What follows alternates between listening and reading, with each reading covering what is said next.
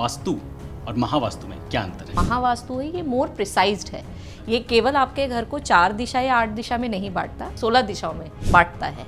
अगर आपको समस्या है तो आप महावास्तु कराइए, अगर आपको समस्या नहीं है तो फिर आपको कुछ कराने की ज़रूरत नहीं है। बहुत लोग एस्ट्रोलॉजिस्ट जाते हैं, वास्तु देखते हैं, जी। बताते हैं कि आप इस दिन करवाओ। जिसे समस्या होगी आनंद, क्या वो दिन या तिथि देखेगा? महावास्तु में सबसे जो ऐप चीज़ है, जो मैं अपने व्यूवर्स को भी बोलना चाहूँगी कि it is a vastu without demolition, यानी हम इस पर कोई तोड़फोड़ नहीं करते हैं। कि स्टूडेंट्स अपने घर को छोड़ के आते हैं, यहाँ बाहर फ्लैट लेते हैं, पीजी लेते हैं, तो क्या उनके करियर में बाधा लाता है गलत वास्तु? जिस एरिया के मैं मालिक हूँ या मेरा हकदार है या मेरा अधिकार क्षेत्र है, उस जगह का सेंटर निकालेंगे, वहाँ पर शक्ति चक्र जो है हमारे उसे प्लेस करेंगे, उसकी भी 16 डायरेक्शन निकलेगी। आपके लिए कौन सा बेस्ट डायरेक्शन है? सभी के लिए सभी दिशाएं उचित नहीं हैं। और सबसे बड़ा मिथ कि दक्षिण दिशा का घर सूटेबल नहीं होता। प्लैनेट्स जो है वो इफेक्ट देते हैं, राइट? और जो राशि है वो दिशा को बताती है। कि अगर वास्तु मैंने सब सही कर लिया तो क्या वाकई में अब सब सही हो गया मेरी लाइफ में, सब कुछ सेट है बिल्कुल? गीता में भी श्री कृष्ण कह रहे हैं कि जिसने कर्म नहीं करना है उसके लिए कोई वास्तु, महावास्तु या ज्योतिष काम नहीं करता। कर्म तो आपको करना ही पड़ेगा। गणेश जी को आप द्वारपाल बना के रख दो दरवाजे के बाहर। पुराणों में अगर आप देखें, अगर गणेश जी जब द्वारपाल बने थे तब आपने और हमने सभी हम जानते हैं कि क्या हुआ था। नमस्कार, बहुत स्वागत है आपका हमारे आज के पॉडकास्ट में। मैं हूं आपके साथ अभिषेक आनंद। हम जब घर खरीदते हैं तो हम वास्तु पूजा कराना चाहते हैं। वास्तु हमारे जीवन में एक ऐसा अहम पहलू है जिसको हम सबसे पहले निपटाना चाहते हैं कि कोई दोष ना हो घर में, कोई बाधा ना आए। ऐसे में हमारे साथ आज मौजूद हैं आचार्य शिल्पा सिंह, जो कि महावास्तु करती हैं। महावास्तु वास्तु में क्या अंतर, इसके बारे में बात करेंगे, पर आइए आपको मिलवाते हैं मैम से। मैम नमस्कार, बहुत बहुत स्वागत है आपका। नमस्कार। नमस्कार मैम, वास्तु और महावास्तु में क्या अंतर है? जी, आपने बहुत ही अच्छा प्रश्न मुझसे पूछा है आनंद, कि वास्तु में और महावास्तु में क्या डिफरेंस है या क्या अंतर है। तो मैं अपने सुनने वाले सभी श्रोताओं को बताना चाहती हूँ कि जो ट्रेडिशनल वास्तु है बेसिकली वो या 4 डायरेक्शन या 8 डायरेक्शंस को बताता है। बट महावास्तु जो है, जो कि मेरे गुरु डॉक्टर खुशदीप बंसल, उन्होंने अपने 32 वर्ष के अनुभव से हम सभी को दिया है, उसमें हम 16 डायरेक्शन यानी 16 दिशाओं पर काम करते हैं। यानी जो महावास्तु है ये मोर प्रिसाइज्ड है। ये केवल आपके घर को 4 दिशा या 8 दिशा में नहीं बांटता, 16 दिशाओं में बांटता है। और इसमें जो है 32 एंट्रेंसेस भी हैं, यानी 32 दिशाएं हैं जिनमें घर का मुख्य द्वार जो है, अगर वो आता है तो वो अपना प्रभाव देता है। तो आप अगर जानना चाहें कि महावास्तु क्या है, it is the more practical approach, कि ये ज़्यादा से ज़्यादा प्रिसाइज्ड है और प्रैक्टिकली अप्रोच। अपग्रेडेड वर्जन है वास्तु, अपग्रेडेड वर्जन है। करेक्ट। अब तो अपग्रेडेड जो भी आते हैं वो अच्छा ही होता है और ज़्यादा लाभकारी होता है। यस। ठीक है, इसी में मैं आपसे पूछना चाहता हूँ मैम, वास्तु से ही कि वास्तु क्यों कराना चाहिए? हम तो उपाय भी कर सकते हैं, वास्तु क्यों? जी, ये बहुत ही अच्छा सवाल आपने फिर से पूछा है कि वास्तु क्यों करवाना है। तो बहुत सारे लोग हैं जो वास्तु इन जनरल करवा लेते हैं, लेकिन मैं फिर प्रिसाइजली कहूँगी कि महावास्तु जो है it is based on your problem, यानी ये आपकी समस्या पर आधारित है। अगर आपको समस्या है तो आप महावास्तु कराइए, अगर आपको समस्या नहीं है तो फिर आपको कुछ कराने की ज़रूरत नहीं है। अच्छा, राइट, ठीक है। वास्तु जो है मैम, वो तो हम जब घर को देखते हैं, बहुत लोग एस्ट्रोलॉजिस्ट जाते हैं, वास्तु देखते हैं, बताते हैं कि आप इस दिन करवाओ जी, या इस पर्टिकुलर डे पे ही कराओ, ऐसा भी कुछ है? नहीं, ये अगेन बहुत ब्यूटीफुली क्वेश्चंस आनंद मुझसे पूछ रहे हैं, जिससे हम सभी लोग कनेक्ट कर पाएंगे। जिसे समस्या होगी आनंद, क्या वो दिन या तिथि देखेगा? नहीं, जब समस्या होगी तब वो कराएगा, राइट? अगर मुझे आज समस्या है तो क्या मैं देखूंगी कि आज सोमवार है या मंगलवार है? भाई अभी तो समस्या आ गई, उसका जल्द से जल्द निपटारा करना है। अच्छा। या उसको हमें अवॉइड करना है या निकालना है। तो ऐसी कोई बात नहीं है कि हमें किसी पर्टिकुलर डे में ही वास्तु कराना है या किसी पर्टिकुलर डे में वास्तु नहीं कराना है। ठीक है, ठीक है। आजकल मैम वास्तु के नाम पे लोग हवन कराते हैं 51,000 की, 60,000 की हवन। ये क्या सच में इतना ज़रूरी है कि लोग इतने पैसे लगा रहे हैं इसके पीछे, या फिर एक सिंपल रेमेडीज़ भी काम कर सकती हैं आम जनता के लिए? ये बहुत ही अभी हम कहेंगे तो इन फैशन हो गया है कि लोग वास्तु के नाम पर ठगी कर रहे हैं, या लोग वास्तु के नाम पर हवन करवा देते हैं, या कहते हैं हम आपके घर में आ जाएंगे तो सब ठीक हो जाएगा। ऐसा बिल्कुल भी नहीं है। महावास्तु में सबसे जो ऐप चीज़ है, जो मैं अपने व्यूवर्स को भी बोलना चाहूँगी, कि it is a vastu without demolition, यानी हम इस पर कोई तोड़फोड़ नहीं करते हैं।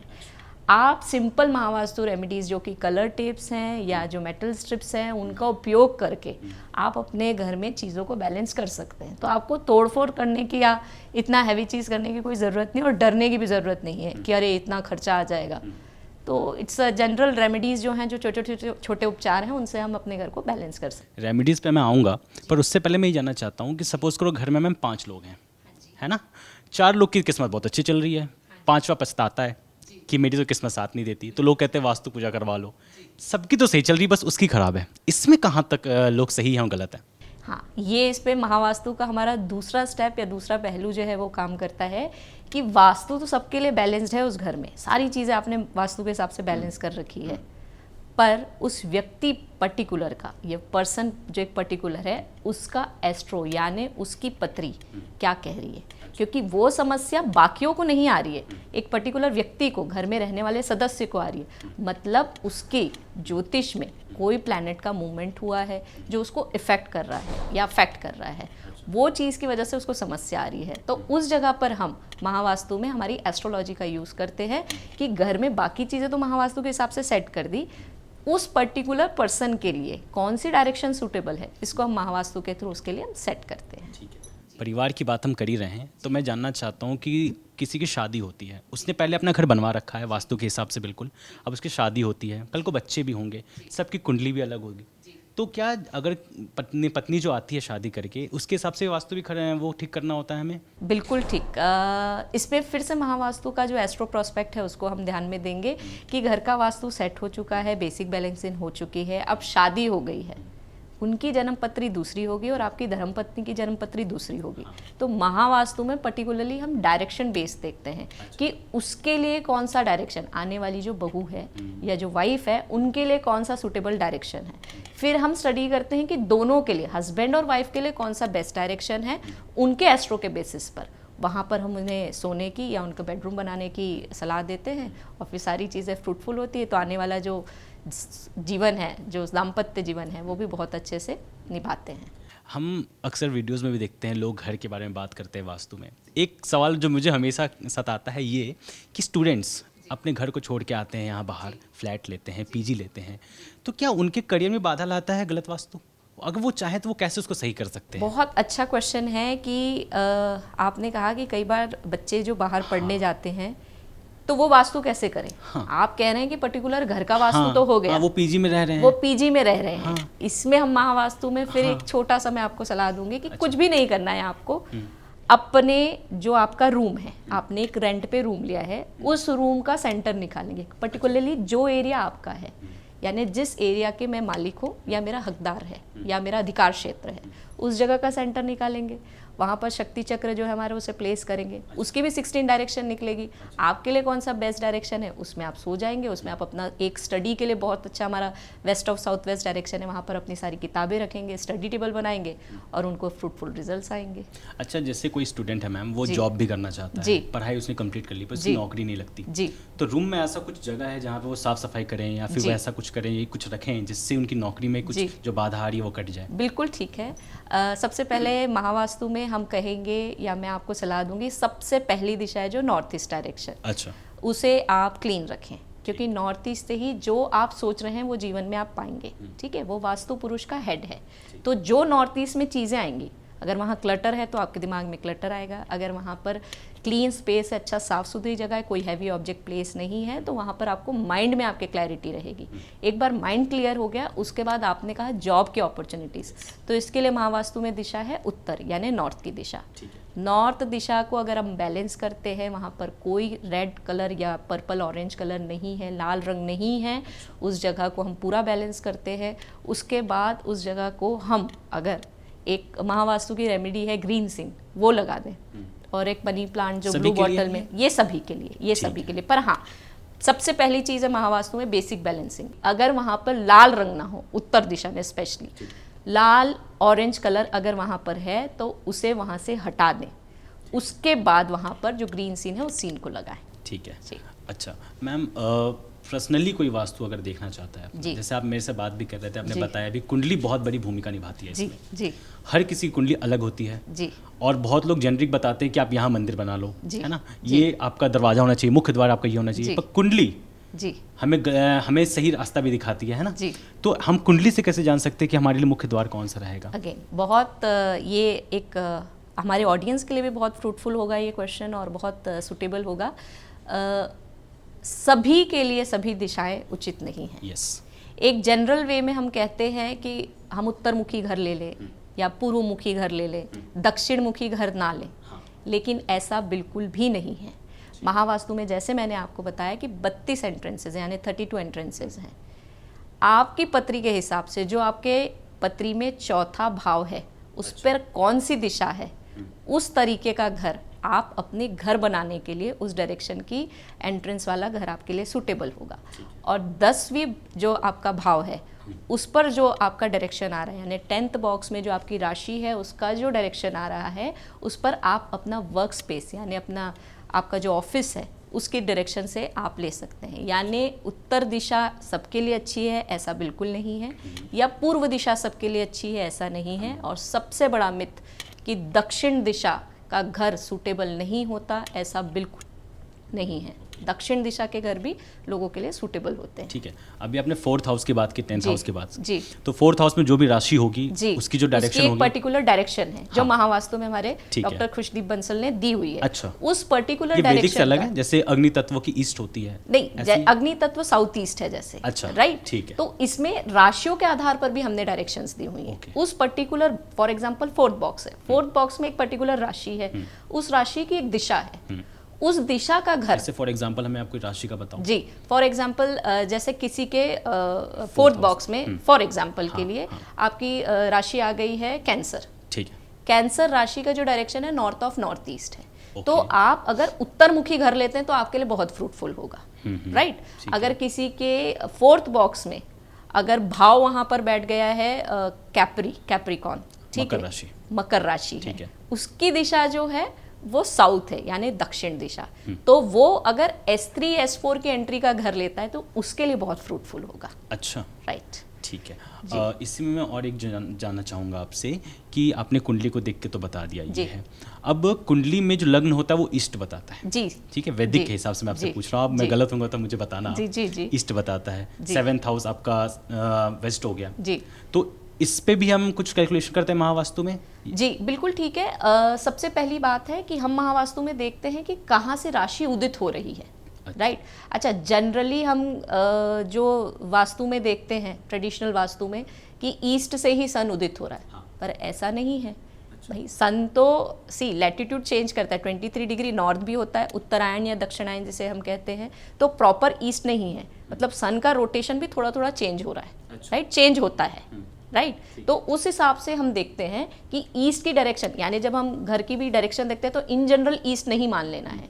इसलिए महावास्तु में हम घर के सेंटर में जाके हाथ में कंपास रख के, या आजकल तो इतने सारे हमारे पास ऐप्स हैं जिनमें हम नॉर्मल कंपास को डाउनलोड करके, जैसे महावास्तु का चेक माय वास्तु ऐप है, उसको आप सिंपल डाउनलोड कीजिए, अपने घर के सेंटर में खड़े हो जाइए, फिर आप फ्लैट पाम में रख के चेक करिए कि वो कौन सी डायरेक्शन को दिखा रहा है, जिस प्रॉपर्टी को आप लेने जा रहे हैं, उस हिसाब से आप घर का सिलेक्शन कर सकते हैं। अभी लोग मेरे से सवाल करेंगे कि आप तो राशि बता दिया आपने, मेरी कुंडली में 4th हाउस में राहु बैठा हुआ है, शनि बैठा हुआ है, अब मैं क्या करूं? राहु और शनि प्लैनेट है। अच्छा, एक तो प्लैनेट है, प्रभाव नहीं है उस पे? नहीं, उसका मिला जुला इफेक्ट आएगा। प्लैनेट्स जो है वो इफेक्ट देते हैं। राइट, और जो राशि है वो दिशा को बताती है। आगे बढ़ते हैं मैम, बात करते हैं कि अगर वास्तु मैंने सब सही कर लिया तो क्या वाकई में अब सब सही हो गया मेरी लाइफ में, सब कुछ सेट है बिल्कुल? आनंद, बिल्कुल ऐसा नहीं है कि अगर मैंने सब कुछ वास्तु के हिसाब से, महावास्तु के हिसाब से सब कुछ सेट कर लिया और उसके बाद क्या मेरी लाइफ में कोई समस्या नहीं आएगी, तो ऐसा बिल्कुल नहीं है। गीता में भी श्री कृष्ण कह रहे हैं कि जिसने कर्म नहीं करना है उसके लिए कोई वास्तु, महावास्तु या ज्योतिष काम नहीं करता। कर्म तो आपको करना ही पड़ेगा। हाँ, जब आप कर्म कर रहे हैं तो उस समय आपके लिए बहुत बेनिफिशियल हो जाएगा। जब हम महावास्तु के हिसाब से घर को सेट कर लेते हैं, अपने फर्स्ट बॉक्स की डायरेक्शन में हम सोने लगते हैं, तो हमें रिजल्ट्स फास्टर आने लगते हैं या फ्रूटफुल होने लगते हैं। पर इससे मैं बिल्कुल भी अपने दर्शकों को ये कहना चाहूँगी कि वास्तु, महावास्तु कर देने से या ज्योतिष के उपचार कर लेने से क्या मुझे कोई काम नहीं करना पड़ेगा, तो ऐसा बिल्कुल भी नहीं है। कर्म तो करना पड़ेगा। अच्छा जी, ये तो बहुत अच्छी चर्चा हुई आज वास्तु पे। जी, आगे बढ़ने से पहले मैं आपसे कुछ पूछना चाहूँगा। मैं मिथ, जो सारे मिथ्स चलते हैं है ना, कि गणेश जी को आप द्वारपाल बना के रख दो दरवाजे के बाहर, शुभता आएगी घर में, ये क्या सही है? ये बहुत सी जगहों में हमने देखा है, स्पेशली अगर हम जाए तो राजस्थान की तरफ या नॉर्थ इंडिया में, लोग अपने घर के बाहर गणेश जी का फोटो या मूर्ति लगाते हैं मेन एंट्रेंस पे। वो कहते हैं शुभता आएगी, जैसे आपने कहा। तो जैसे मेरे गुरु डॉक्टर खुशदीप बंसल कहते हैं कि घर में गणेश जी का एक उचित स्थान है जो है आपका मंदिर। नॉर्थ ईस्ट दिशा में आप मंदिर रखिए, वहाँ पर आप गणेश जी लगाइए, पर गणेश जी द्वारपाल नहीं हैं, उन्हें बिल्कुल भी द्वार में ना लगाएं। क्योंकि जब पहले पुराणों में अगर आप देखें, अगर गणेश जी जब द्वारपाल बने थे तब आपने और हमने सभी हम जानते हैं कि क्या हुआ था। तो गणेश जी द्वारपाल नहीं हैं, उन्हें घर में रखें, पर उन्हें अपने पूजा स्थल यानी नॉर्थ ईस्ट की डायरेक्शन में ही रखें, बिल्कुल भी द्वारपाल ना बनाएं। जी, नॉर्थ ईस्ट की आपने बात की जी। नॉर्थ ईस्ट में अगर वॉशरूम है जी तो हाँ, नॉर्थ ईस्ट में अगर वॉशरूम है तो महावास्तु में एकमात्र यही चीज़ है जिसके लिए हम डिसमेंटल यानी तोड़ने के लिए कहते हैं। अगर महावास्तु के हिसाब से नॉर्थ ईस्ट में अगर आपका टॉयलेट आ रहा है तो उसकी कोई रेमेडी नहीं है, उसे आपको रिमूव ही करना पड़ेगा। क्योंकि नॉर्थ ईस्ट जो है वो वास्तु पुरुष मंडल का जो देवता है, हमारे वास्तु पुरुष जो है उनका हेड है। अब हेड में अगर टॉयलेट है तो आपके दिमाग में क्या होगा, ये आप रिलेट कर सकते हैं। अच्छा, अब बहुत जगहों में देखता हूँ कि लोग फोटोज़ लगा लेते हैं, यहाँ पे शिव जी की लगा ली, यहाँ पे गणेश जी की लगा ली। ये क्या गलत है या सही है, आप बताइए। ये बिल्कुल गलत है, क्योंकि आप जगह जगह घर में भगवान के जो फोटोज़ है, पिक्चर्स है या उनकी मूर्तियां हैं, ये बिल्कुल ना रखें। अगर आप रखना चाहते हैं तो डेजिग्नेटेड प्लेस यानी जो मैंने आपको कहा नॉर्थ ईस्ट दिशा में मंदिर बनाकर उस पर कोई लाल रंग का कपड़ा ना बिछाएं। अच्छा, अगर नॉर्थ ईस्ट में मंदिर है, में लाल कपड़ा रखते हैं? नहीं, लाल कपड़ा नहीं बिछाना है। आप वहां पर या तो व्हाइट कलर का, ऑफ वाइट कलर का या ब्लू कलर का कपड़ा बिछाएं, उसके ऊपर भगवान रखें और एक भगवान की एक ही प्रतिमा या फोटो हो। ऐसा नहीं कि 4-5 गणेश जी रख दिए, 4-5 शिव जी रख दिए और वहाँ पे लक्ष्मी जी रख दी, बिल्कुल भी नहीं। अगर आप भगवान रख रहे हैं तो एक ही रखें। कलर का भी कोई है ऐसा? 100% महावास्तु पूरी तरीके से कलर बेस्ड है, पंच तत्व के आधार पर। मंदिर में लाल कलर नहीं करवाना? नहीं, नॉर्थ ईस्ट में मंदिर है तो बिल्कुल लाल कलर नहीं है, वहाँ पर नीला रंग आप यूज कर सकते हैं, व्हाइट कलर यूज करते हैं या ऑफ व्हाइट यूज कर सकते हैं। अच्छा जी।